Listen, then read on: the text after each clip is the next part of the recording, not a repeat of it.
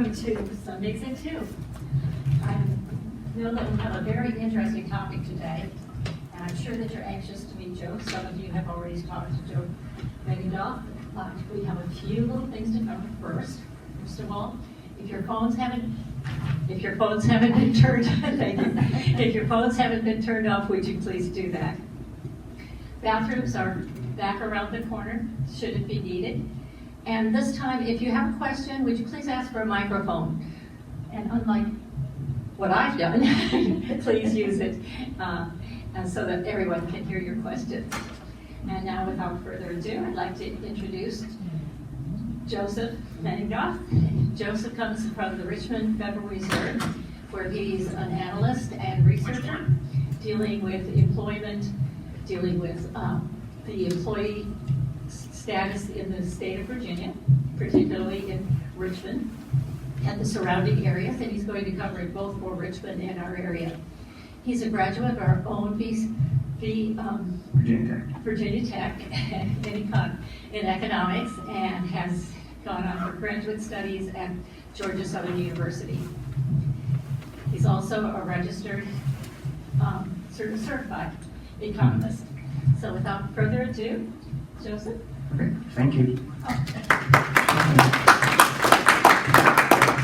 Thank you. Can y'all hear me okay? Okay, great. Thank you for having me. As I mentioned to a couple people already, part of my job as regional economist for the Fed is to learn about the Virginia economy and all of its parts. So, not just its big cities, but its smaller towns and rural areas. So I'm really happy to be here today and get to drive out to see a new part of the state for me, and get to learn a little bit, hopefully from you as well. I can look at the data that I have available to me, but it doesn't always tell the full picture. So another part of my job and the Fed's job to understand our region is to talk to people and businesses to understand local economic conditions. So at the end of this, I'm happy to take questions, but I'm also happy to hear any opinions from you, or correct me on anything that you feel like I just got completely wrong. And I'm happy to hear that. So, all right, I'm going to talk a little bit about economic outlook and conditions for the nation as a whole, and then for Virginia, and then from what I can see for this area. So, we need to start with a disclaimer as well to say that these views are mine and mine alone, don't necessarily represent the Federal Reserve Bank of Richmond or the Fed system. Okay, so big picture, where are we? We've gone through COVID. We've come out the other side of it, pretty strong. 2021 was a really strong year of growth. 2022 starting off really well. We're seeing some strong growth. We see a lot of consumer spending out there, but we still see it shifted. We still see people spending a lot of money on goods and got a lot of things and not as much in services, although I think that's going to change pretty quickly now. So some sectors have been hit harder, and those are the ones like, the out in-person kind of things, leisure and hospitality and travel and things that are just in person. But the one thing is that economic growth, GDP growth, is outpacing employment growth. We're still seeing a really tight labor market. There's a lot of people quitting their jobs. There's a ton of job openings out there, but their businesses are really having a tough time filling those jobs. So inflation, my slide here says it's well above 2%. That's probably the biggest understatement in my presentation. You may have seen at the grocery store and in your own shopping and the news about it, but inflation has been really high lately. So I'll talk a little bit more about that later. But energy prices and then the war in Ukraine have changed things a little bit lately. Some of the economic outlooks, the projections have changed. A couple of economists or banks have come out and said that they predict a recession in the U.S. in maybe later this year or 2023. I'm not so sold on that, but But that's definitely the situation and the thing to watch. So as I said, this picture just shows the strength in GDP, like I mentioned. We've seen, obviously, COVID, when it happened and we had a massive shutdown of all economic activity, we had this really huge decline in GDP, and then that was followed by this really massive spike. But then after that, we had really strong growth, and a lot of that was from the stimulus checks going out, people spending some of that money, although the people also saved a lot of it too. But just that, the underlying demand for stuff, especially, has been really strong. This picture shows growth, and it kind of tells a story, but this shows the level of GDP. So this is just the total sum of all the money spent in the economy, and not only has it recovered to like the pre-COVID level, but it's back on pace with where growth would have been if we just sailed through this. GDP is largely driven by consumers. It's largely just people spending their money on goods and services. And it's kind of like a 2/3, 1/3. Typically, services account for about 2/3 of consumer spending, and stuff accounts for 1/3. But the COVID really changed that. So this little picture on the left shows consumer spending on goods, and this is the trend line that we were on, and you can see there's just this huge increase in spending on stuff. So this is what's in part driving some of the inflation. It's what's behind the supply chain issues, the shortages. You go to the grocery store and they don't have cream cheese one week, and then you go and they don't have Gatorade another week. I mean, it's just like the massive amount of buying of stuff has really just impacted people's ability to produce and get it out. Sure, yes? Just a real basic question, basic ignorance. When you say poor, do you mean poor as in food or poor as in any, Sure. So yeah, I can explain this. Food, clothing, and shelter, or? Yeah, well, I can explain. So there's a couple of words here. So real, this means it's been adjusted for inflation. So this means, not in, well, okay, you got that. And then core means it excludes food and energy. So this doesn't actually include spending on food items. But I mean, there's a couple of reasons why, we look at this and we do take that out. People do spend a lot of their income on food, and food prices tend to move around a lot, but they're typically driven by other things, very specific things usually. So because of the volatility in it, we take that out and look at spending, not including food. Energy, again, it's a highly volatile thing. Prices move around a lot, and again, a lot of it's out of our control, and a lot of it gets baked into other things. So companies, people, especially manufacturers, a big part of their input costs is energy. So the prices they pay for energy get passed through to the prices of the goods. So the reason that's the main reason we take out the energy piece. So yeah, so this is income inflation adjusted spending by consumers on everything except food and energy. Does that help? Okay. So it's stuff. It's stuff. This is as opposed to essentials. Yeah. Well, I mean, some essentials. I mean, you go on Amazon and buying paper towels and napkins, and that's all in there. TVs are in there. Clothing. Yeah, stuff. You can survive without a TV. Yeah, of course. But the core doesn't mean like essential stuff. This isn't just this spending on essentials. So at the beginning of COVID, we did see a shift towards people spending on like essential good or essential stuff, food, clothing, things that you just needed to live at home because we were all living at home during the time.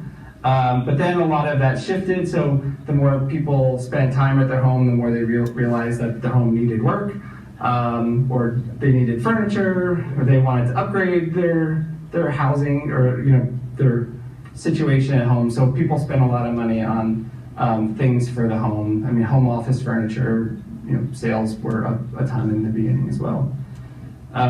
But the point of this slide really is that it's remained elevated. We still haven't come back down, while at the same time we've started spending a little bit more on services, but we're not back to where we were. And you can kind of see like these two like flat periods, like right there and right there. Those are some of the outbreaks of the different COVID variants that we had. So like this is the Omicron variant here, and then after that, we've had both a reduction in number of cases. At the same time, we've had some easing of COVID requirements and restrictions. So, I think that this last little uptick is going to show, I think we're going to be on that trend, and people are going to start going out more and going back to the, spending money on services and travel and stuff like that. So besides travel, what are some of the other big areas that are considered services? So I mean, just going out and getting a haircut would be a service. Going to a restaurants would be services. They sell you food, but it's not like going to the grocery store, so that's technically a service. Arts, entertainment, all of that. So yeah, theaters and that all counts as services. So anyway, things, consumer spending has been really strong. Again, back to trend. But where things are not back to pre-COVID levels are employment. So we lost a ton of people real quickly as things were shut down and people were sent home, and that came back pretty quickly as well. But we're still not back to pre-COVID levels, and there's a lot of indication that despite not being back to those levels, we're in a time where we have a really tight labor market, meaning like it's really hard for employers to find people to fill their jobs. But so where we lost a lot of the employment was in actually. So this is not the, sorry, this is current. So currently, compared to before the recession, these are the industries that are still missing the most number of people. So leisure and hospitality, the industry, is still down almost 1.5 million workers. Government services, a little over 700,000, and then 450,000 jobs still missing from education and health. But really, in the government, it's mainly local government, and in education and health services, it's mostly healthcare. So if you heard about the nurses, shortage of nurses, like that's a big factor there. Is this a local statistic or Virginia? This is still U.S. So this is just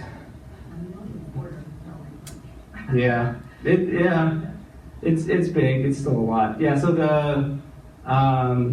so this gap shows we're about 2 million jobs down from the pre-COVID level. So the vast majority of that is in that leisure and hospitality. But actually, so if you take that out, if you take out leisure, hospitality, you take out healthcare, you take out local government, the employment picture looks a lot different. We actually look like the number of jobs not only match the pre-pandemic level, but is now back to trend. So we're back to like where we would have been if we just kept growing. And then in those just handful of industries, you can see that's really what's driving the gap. But so that's like the jobs that are missing. This picture shows the unemployment rate. So this is the number of people who are not currently working but are looking for a job. And like if you're an employer, this is one of the pools of workers that you can pull from. You pull from people who either are looking for a job or from someone who already has a job. But that rate is now down to about the pre-pandemic. So this is like what's driving the challenges for workers not being able to find, the challenges for employers not being able to find workers. So where are they? Where are the workers? How do you fill $1.5 million deficit or 2 million job deficit if the unemployment rate is as low as it was? Well, this shows that it's because people left. People aren't actively in the labor market at all anymore. They're not working. They're not looking for a job. They're just doing something else. That rate, this labor participation rate plummeted as the start of the pandemic. It jumped back pretty quick and then remained low up until like the last couple of months. So this is a positive sign that maybe more people are starting now to come back into the labor market. Things might get a little bit easier. Employers may have a little bit better time now starting to find people. So this chart shows like a lot of what I just talked about. This top rate is the job opening rate. This is like the number of advertised job openings that are out there. It's been at record levels for the last couple of months. So there's just a ton of demand.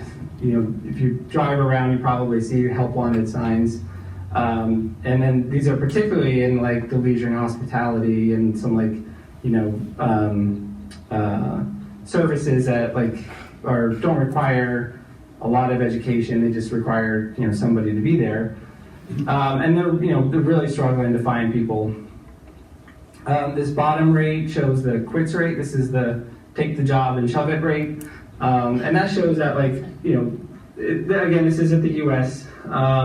It doesn't look like that big of a number, but from where it was, it's a lot. So we had a lot of people quitting their jobs and really not quitting jobs to then go home, but they were quitting the jobs for other jobs. Actually, I'm going to skip this one and just show this. So this top red line shows the wage growth for people who were doing just that, who were quitting their job, taking another job. So the reason why we saw that really spike up is because people who were quitting were getting like 5.5% increases in wages by doing so. And that was up until like, this is like just the last couple of months. Employers, those employers who are losing their workers to go take another job, figured out, okay, well, we need to raise our wages too. So this bottom blue line shows that the wages for the people who stay at their job are starting to now catch up. So now businesses are wise to it and trying to make sure that they don't lose their people. Okay, so I mentioned earlier inflation. This is another measure. This one is this red line. This now includes everything. So this is like a consumer price index. It's basically the people who put this data together. They look at like the average amount of things that people buy, or like they call it a basket. So like the basket of things that people buy. What are the prices looking like? How fast are they growing? This top red line is everything. This includes food, that includes gas, energy, includes everything. So we're seeing like record levels of inflation, we're up near 8% there. And then again, this core CPI takes out the food and energy, and even that is extremely high at 6.5%, almost 6.5%. Now the Federal Reserve, they use a different measure. This is their preferred measure of inflation. It's called the personal consumption expenditures. That's like the one we looked at a little bit ago. That number too is also very high. And then these estimates here are where the Fed thinks that inflation is going to end up at the end of 2022, 23, and 24, based off of their response. So this isn't just like we're not going to do anything and this is where inflation is going to go. This is with their expectations for intervening and raising interest rates.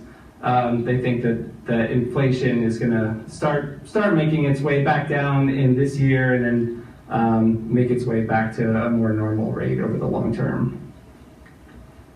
And I think like what's driving the growth in prices has changed a little bit over time. And actually, like if you look at the projections, earlier this year or at the end of 2021, the Fed had a little bit different view. They thought that prices were going to come down much faster. I think there was a lot of talk about how like these prices that they weren't going to stick around. There were supply chain issues, there were shortages of things. So, and a lot of demand, so companies were raising their prices, but it wasn't going to stay. Like, there weren't going to be consistent year-over-year increases in those prices. It was just like a one-time thing. Well, inflation's been sticking around a lot longer than that, so the picture's changed a little bit, but also like the number of things that have been like subject to really big increases in prices has changed a little bit over time too. So like earlier in 2020, let's say like in 2021, we have these like massive increases in the price of, these colors aren't easy to tell, so I'll just kind of tell you what I see here. But like these couple of bars right here, that's used cars. So the chip shortage, the shortage of new vehicles has really driven up prices for used cars. If anyone's trying to go buy a used car, it's insane. But so those prices were a big factor in this point here where we had some of these major increases in prices.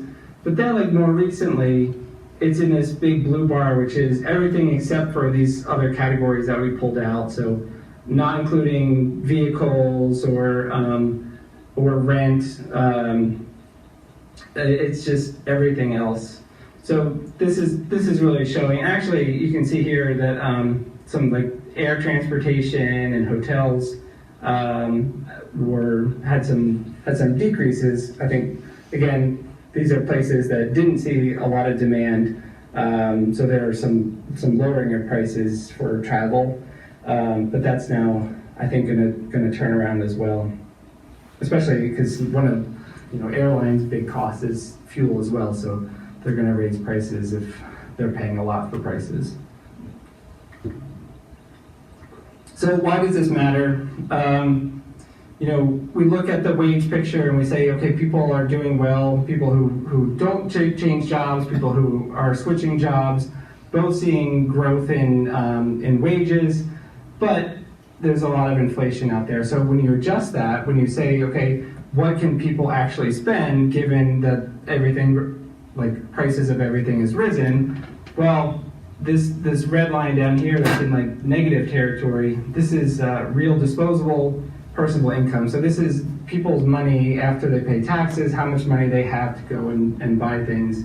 Given the fact that these prices have gone up so fast, even though their wages are going up, their ability to buy the same things is declining. Okay, so Virginia, similar story, a little less rosy. The big picture for Virginia is about the same. We're seeing total spending in the economy, in the state's economy, back to trend, but employment is lagging, even more so than at the national rate. So Virginia's struggled to keep up. I don't have a chart showing both Virginia and the U.S. at the same time, but if I did, you would have seen like the U.S. would have dropped to like, down here, and then it came up, and then came up through here and like surpassed. So like Virginia didn't lose as many jobs as like a percentage of total employment as the U.S. did, but since then, or as the economy has gotten up and running again, we have not added as many jobs. But we lost them in like the same kind of places. Leisure, hospitality, and government and health services are the main places that Virginia has also lost their jobs. But when you take those out, so this is comparable to the chart I showed earlier, Virginia is still lagging. So we're still not up to the pre-pandemic level. We're not nearly up to like where it would be if we continued that trend. And then leisure and hospitality, these other sectors, kind of like the U.S. picture, they've been really struggling.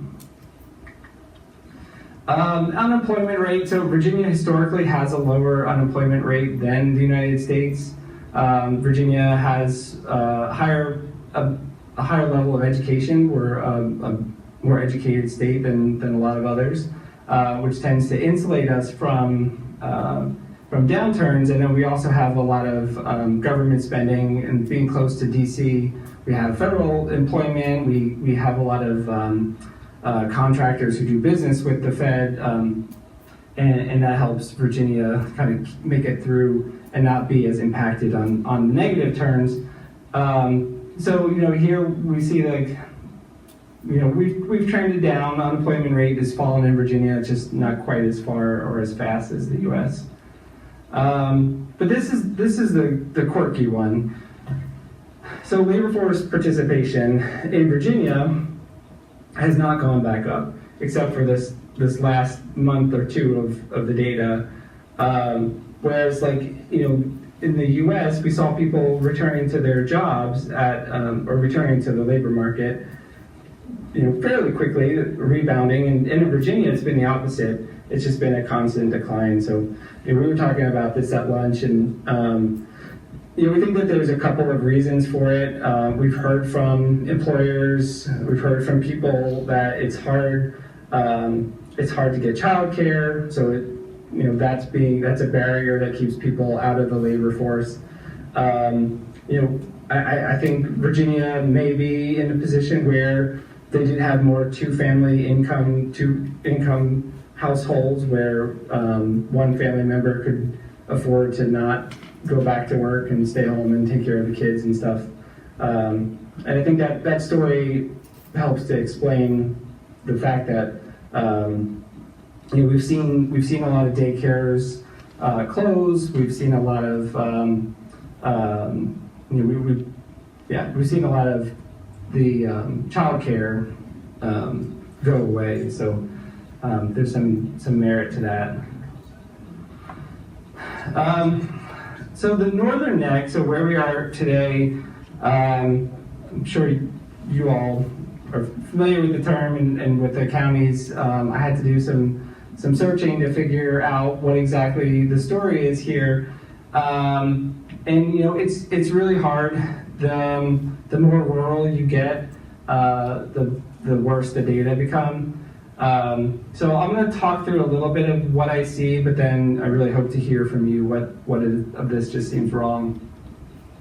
So let me first talk about what I'm going to define here as areas of the state. So we've got our large urban areas. We've got the DC area down through Fredericksburg into Richmond and then over to Virginia Beach. These are our largest cities. But then these are all the counties that are considered part of that metropolitan area. So I live here in Henrico County. This is Goochland. Goochland is pretty rural. It actually, there's a number of people who live right over here that commute down into Richmond, so there's a decent population there, but the rest of that state is pretty rural, or that county, I'm sorry. But for the purposes of this, I'm just going to consider everything as part of that metropolitan area as part of the big city. So our medium cities are down here, Roanoke, Lynchburg, those areas, and then the Bristol on the border of Tennessee. Our small towns are Radford, Charlotte, Harrisonburg, and Winchester. And then everything in blue is all of our rural areas. And then here we are in the northern neck. So these four counties are what I'm going to look at here in a minute. And then these are just dark blue to show where we're talking about, but this is these are all 4 rural counties. So this is the population picture. So from 2010 to 2020, we've seen the largest growth in Virginia in the large metro areas, actually followed by the small metro areas. So those medium-sized cities, again, Roanoke, Lynchburg, Bristol, haven't really seen a lot of population growth. But most rural areas have been declining and declining pretty considerably. This area hasn't really declined at the same level, but the next slide will explain why. So 3 of the 4 counties actually did decline at about 4%, so kind of on pace with other rural areas. But Westmoreland saw a 6% increase in population from 2010 to 2020. So again, I'd like to hear from you what's going on there. But there's only, it's one of only a handful of counties, rural counties in the state that have seen population increase over the decade. So, what's that? They've got Dahlgren, Dahlgren? naval. Naval research. Okay. Weapons system. Is that something that came recently? Well, no, It's expanded. that could be a factor. Okay. It's also commuting distance to Fredericksburg. Okay. Okay, that makes sense. All right, thank you. So, some of it's demographics. The Northern Neck, most rural areas tend to have higher populations of seniors. The Northern Neck is quite a lot higher. So we were talking about that earlier. So there's a significant retirement community here. So fewer, more seniors means fewer working age adults, and that's sort of just the inverse picture of that. Less people of working age means less people working. That's also not a big shocker there. But this is what was a little bit surprising for me. So this area actually has a lot of population with college degrees. Definitely a lot more so than other rural areas of the state. Kind of in line with like the Roanoke, the Lynchburg, Roanoke kind of area. Incomes, again, much better here than in other rural parts of the state. A little bit more in line with small and mid-sized cities than they are with other rural. But this is the one that really surprised me. So, this shows that there's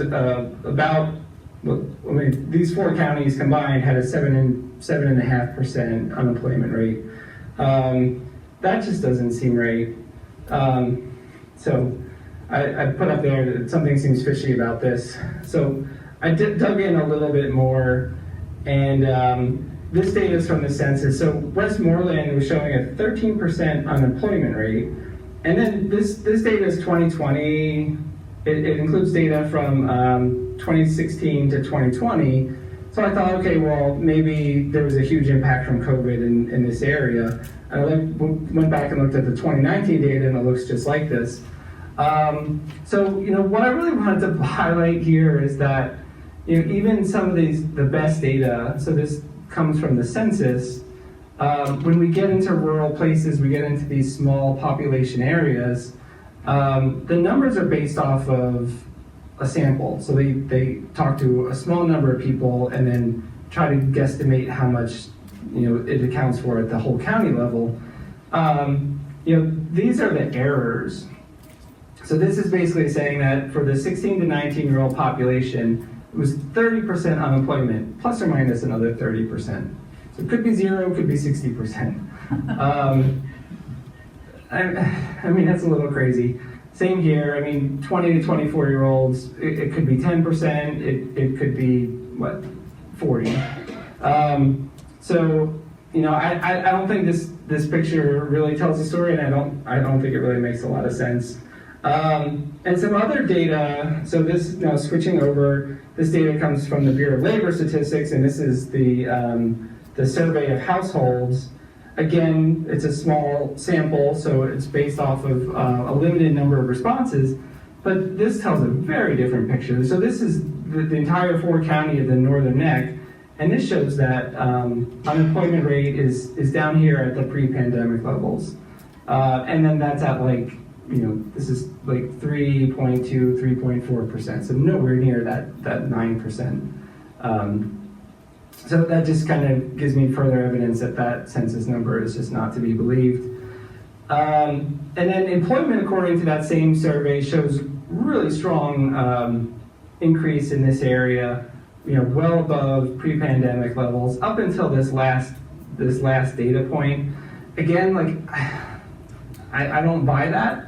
And what happens here, again, like this, because this data is based off of a survey, once we get to the end of the year, we get to December, and then from January, February up until like the middle of March, the BLS gets more information about like unemployment insurance claims and like some other data that makes their data better. They incorporate that and then they adjust their numbers. So like this is up to December 2020 or 2021. So I feel like I have some confidence that this is true, but then this number in January goes back to being like an estimate that could be just wildly off. Fishing, farming, lumbering, don't do a lot in January. Okay, but this is supposed to fix that. So there's a mathematical process applied to this data that say, okay, based off of like current Januaries, but okay, that helps. How are retirees counted in these numbers? If you're working, you're counted in it. So this is everybody who is 16 years or older, no cap on age. So this is just the number of people who are employed in this area. Yes. You're treating the Northern Neck as sort of a single entity, but the counties out here have very different characters. For example, you look at Richmond County, it's purely agricultural. You come over to Northumberland County, they get $56 million a year agriculture. Yeah. Which is Lancaster is very much like Northumberland. You get down to Middlesex County, and there's a very large maritime sector, boat repair, stuff like that. So you're treating them as a single entity, but they're actually very different characteristics. Yeah. No, thanks. Yeah, I mean, and my next couple slides get into that a little bit because I was realizing that, yeah, like pulling this area together as a 4-county region, this is the picture, but then I needed to understand why, like what's driving this area. And you're right, like I saw this data shows very, very different pictures for the different counties, and it also shows where there's like just a lack of information. Again, so what I'm showing here is like the percent of the concentration of employment in these different industries, and like so Lancaster is the green bar. And like there's no data on healthcare and social assistance. But I did some other digging and saw like one of the largest employers in Lancaster County is the hospital. But the issue is that it's one hospital, and the BLS says, okay, well, if you only have one employer that account for all these people, I'm not going to tell you how many people are employed there because that gives away the fact that like it goes to this one thing. So like the data end up getting what they call suppressed. So like again, like our data are limited because it's a smaller place. But there's also RWC, which is a continuing care retirement community. There's a nursing home, there's an assisted, I mean, they're all healthcare and It would be, yeah. And there's 2 or 3 independent, assisted living health aides, businesses who have a lot of employees, right? Who have a lot of employees, right? All of them have employees. So Yeah. they, on Right. top of the hospital. Okay. So again, this is where like, So they're not giving valid data. no. So and this is the largest employment sector for the state of Virginia. And then when I try to look at these counties, I have no idea. So I have to go to other sources and say, okay, I just have to start Googling, like, okay, what are the big employers in this area? And this is why, like, it helps for me to come out here and hear that, because it's like, you know, I can't tell how big healthcare is in this area without the data. It seems kind of strange that they would say, well, you know, Rappahannock General is the biggest employer of healthcare people, but we're a rural county. That thing serves the surrounding county. Mm-hmm. You know, I mean, there should be an accommodation for that just because of the fact that it's a rural county and they had to, back 45 years ago, they had to go appeal to the government that say, hey, we're rural, we need the hospital. Yeah, and that's Special permit. and that's a big thing for rural counties in Virginia and everywhere. Yeah, that they're often have employment centered on like one major institution, be it a hospital. Again, this is private employment, but schools, local government, that's like also a big part of employment in smaller towns and rural areas. But yeah, so when there's like one or two institutions, I mean maybe there's a handful, but like when there aren't enough to be able for the data providers to release the data, we're kind of flying blind.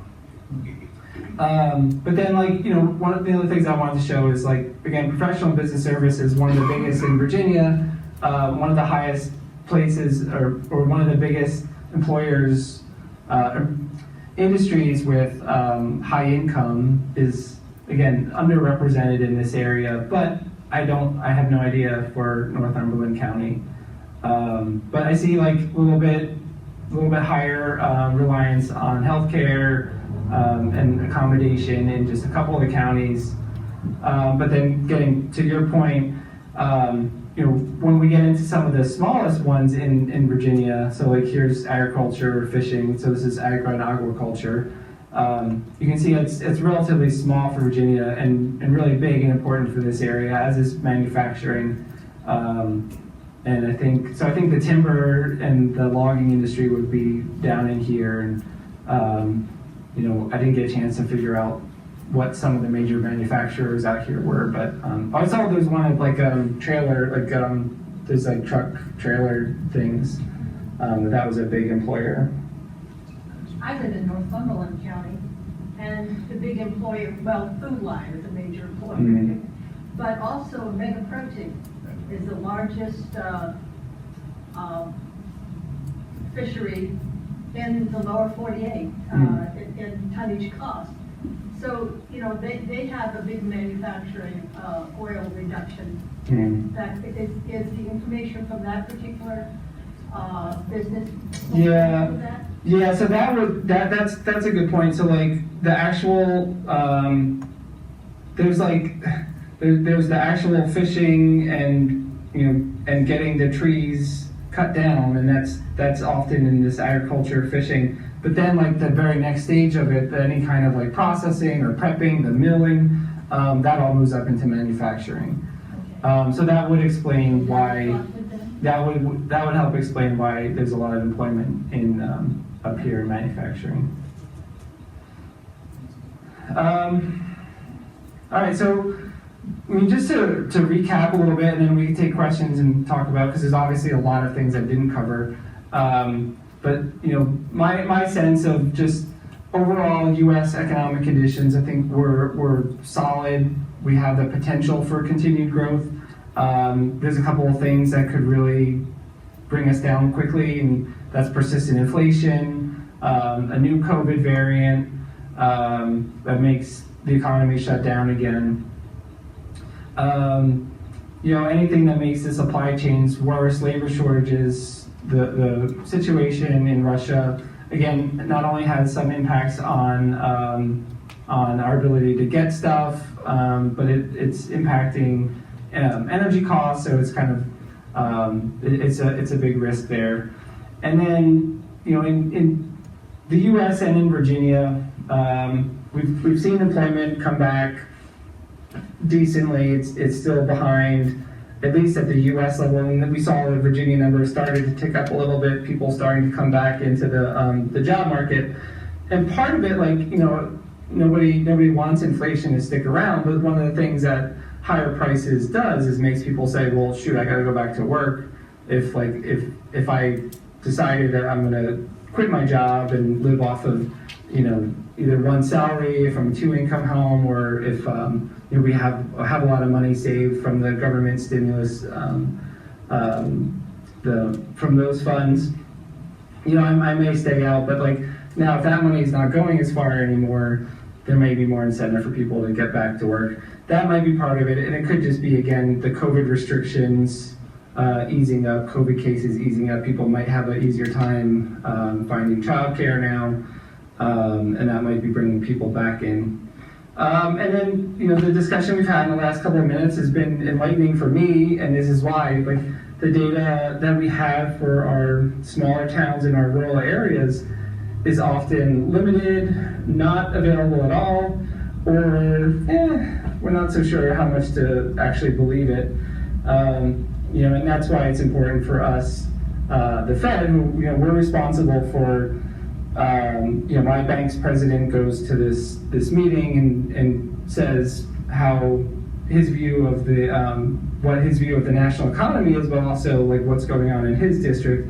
And part of that is making sure that our small towns and our rural areas are voiced, and we understand the conditions everywhere and not just our big cities.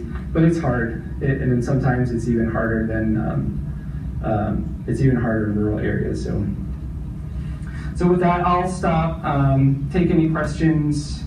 Happy to hear any more views and opinions about this area and things that I may have completely got wrong because I'm not from here. A lot of us are not from Can I here ask either. the people Yeah. a question? Have a microphone, because we can't hear some of the comments. Is there a microphone? Yes. There was. Yeah, I think that's important, Thank you. because, so everybody can hear. No, I just sort of point out to you that for data, you have several chambers of commerce on the northern neck, plus several Rotary associations, Rotary clubs, which have a lot of business owners in them, that I'm sure could give you, maybe not broad-based empirical data, but give you a lot of anecdotal information on what exactly is occurring down here and why, and what the important pieces are. Okay. Thank you for that. Anybody else? One thing that I've noticed here, Lancaster, with the shutdown of COVID, the state shut down all these businesses, the local businesses. And I'm looking at the local businesses coming back. Look, McDonald's here has advertised for help for nearly a year, and their sign has been $15 an hour. Same with Wendy's. The restaurants down here, we've got a B&B. He never went back to evening meals. He said, I need 22 people. I've gotten 8 back. I mean, these are rural area. People lost their jobs. You would think they would have come back, especially when the offer went up, but it's just not happening. Yeah. And I mean, it's mind-boggling to me. I don't know if these people moved on and are commuting, or they're just saying we're not working at the moment. But Yeah. every one of them are still hurting. I mean, they're hurting for people. Yeah, and that's where I think a little bit of the mismatch. So if you look at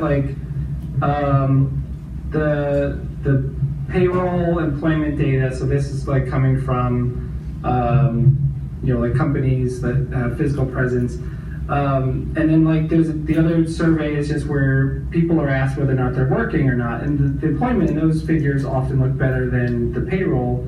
So part of that story could be that people they're working for themselves, or they're doing gig work. So I actually was at my wife and I stayed at a hotel in Williamsburg, and I was talking to him about the staff there, and they were having trouble. And he had said that he knew a couple of people who were driving shuttles and doing other jobs at the hotel, who just now go and drive for Uber, or they'll do DoorDash, like those kinds of things. So there was a little bit of that, like where people now just figured, okay, I can do this other thing, I can make a decent wage doing that, and I don't have to go stand and go work on my feet, or they can find maybe more desirable jobs for similar money. Or I think the labor force picture, the participation picture shows that a lot of people have just left. So yeah, that's the one where I'm hoping to see more people start coming back.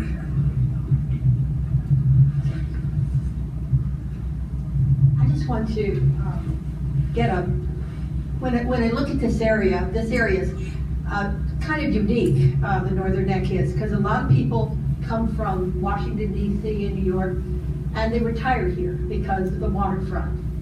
And then you have a lot of and you don't really have job opportunities here, in that there has not in the past been high-paying jobs.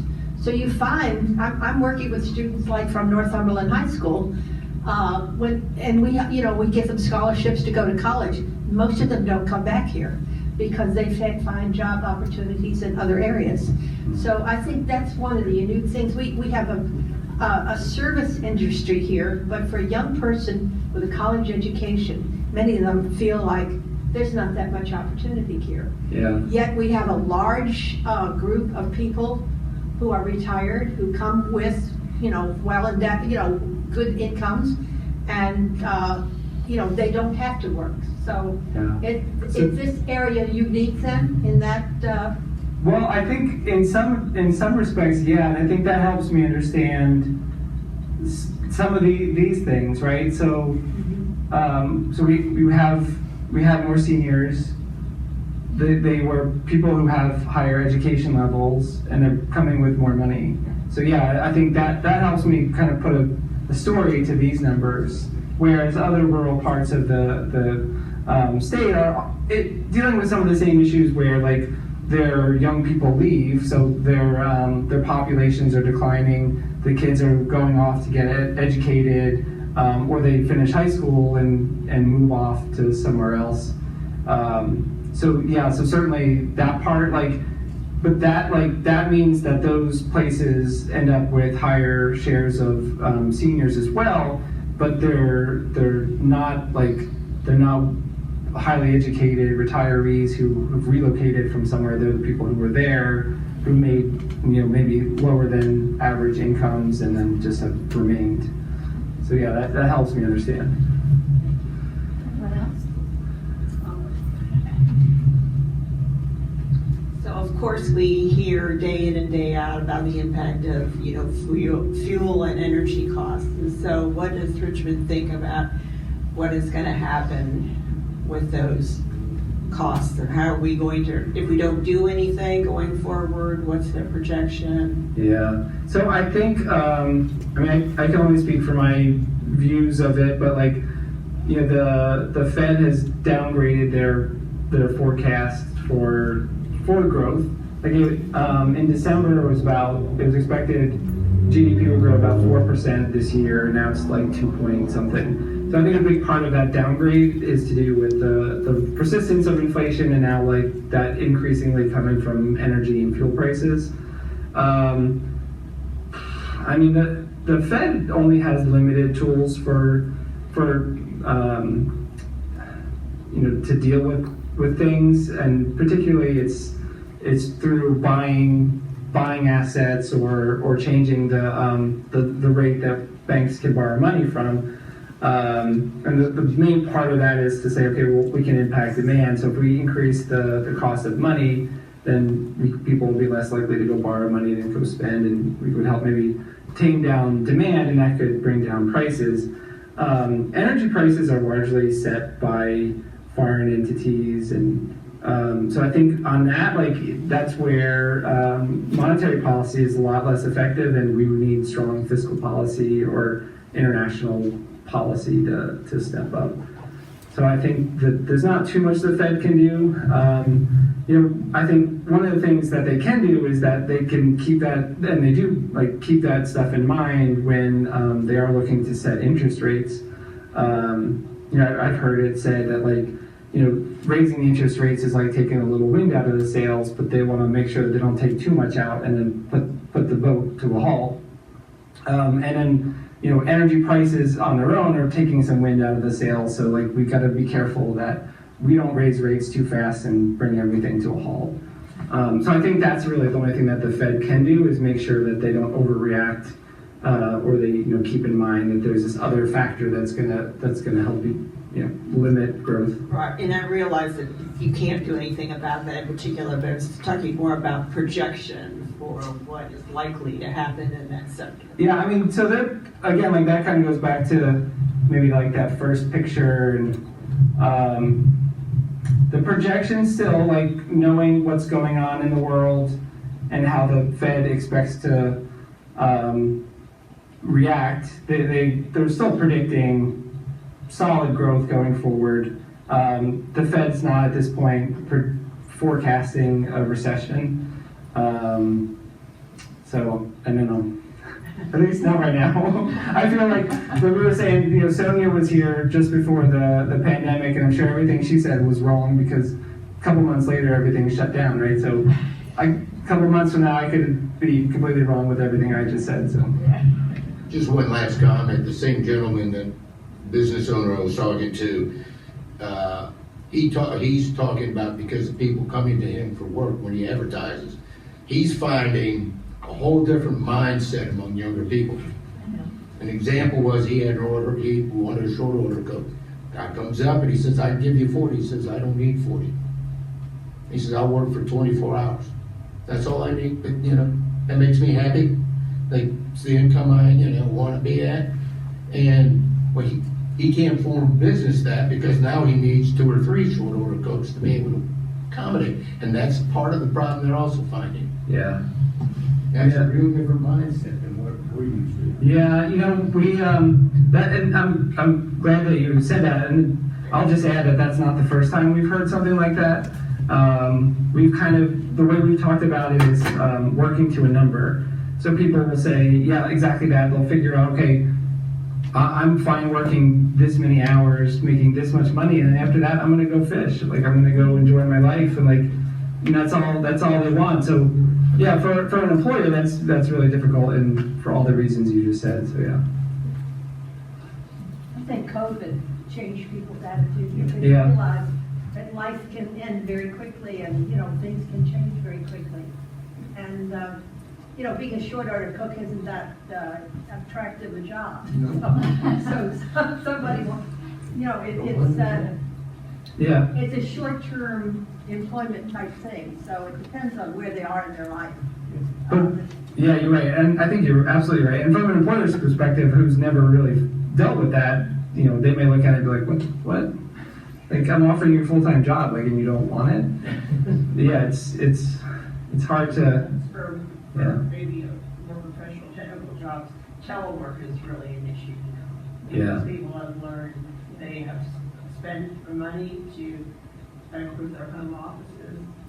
Yeah. So daycare, as you Mhm. mentioned. I like it. I'm resisting. I don't want to go back. I was just talking about struggling to find that balance Yeah. between wanting workers to come in at least for some part of the week and workers not wanting to come in. It's caused relocation throughout the country. I mean, the housing prices in our neighborhood have skyrocketed because people find that they can live in an area like this and do their business on the computer. Yeah. So it's changed, and people, of course, are moving to Florida because they, it might not be warm all year, and because you can work with your employer. And we have several people in our area that do exactly that. Yeah, I was going to ask you that because to me, if this is a desirable place, if obviously you have all the waterfront, you have more affordable housing, I think, maybe particularly for people who would be moving out of, say, Richmond. That's maybe an upshot for this area. If people are looking to do more remote working and this area can facilitate it, and maybe we'll see more people move in. But in that vein, the internet speed is Yeah, I was gonna, that's my next question is how's your broadband? Yes, spotty. It's improving, yeah. Yeah, and I think a couple of years ago, this was a big topic for us, and we were going out saying rural areas need broadband investment, and I think that's been heard loud and clear through the pandemic, and there's a lot of money coming, and hopefully a lot of infrastructure coming, and I think that could potentially really benefit a lot of small town rural areas. We have one last question. I'm really happy I could ask this directed to Burning Bush. Inflation, basically too much money in the economy, too few products to buy. GDP is slowing down, and there's $3 trillion more in the economy now than there was 2 years ago. Raising the interest rates, credit's the lifeblood of the economy, easy access to credit. So if you raise interest rates and slow down access to credit, will you not be slowing down increase in the economy and actually come very close to triggering a recession? So, so again, I'm just going to refresh my disclaimer. This is my view and not the Fed's. But I think I wonder myself how effective Fed interest rate policy can be in taming inflation, and largely because there's a lot of cash in the economy. Like you said, people have a lot of cash. Businesses have a lot of cash. There's not really, so they don't really need to turn to credit markets. They don't really need to borrow to get money. People are sitting on a bunch of money. So I'm not sure that it's the thing that's going to tame demand. I think, yeah, I mean, it would eventually, but, again, I think, with prices, being elevated, it might, I think that bringing more people back into work might be the thing that helps more so than interest rate adjustments, but yeah, but it's the Fed's only, one of only a handful of tools, so. It's your hammer. Yeah, it's our hammer. So everything's a nail. We gotta hit something with it. Yeah. It's a hammer, we gotta hit something. Well, we want to thank Joseph for coming Thank you. Thanks, everybody. Also, we want to invite you back for cookies and treats afterwards, but also to remind you, in 2 weeks, we have Dr. Benjamin Santer coming, talking on how science uses fingerprinting in studying the climate system. And then Dr. Showalter will be here on the 1st with slavery at Mount Vernon, George Washington's home. Yep. So please, join us. Interact with Joe if you like. As you depart, you might run into his daughter and wife who accompanied him and are downstairs enjoying the children's library. Thank you all for coming.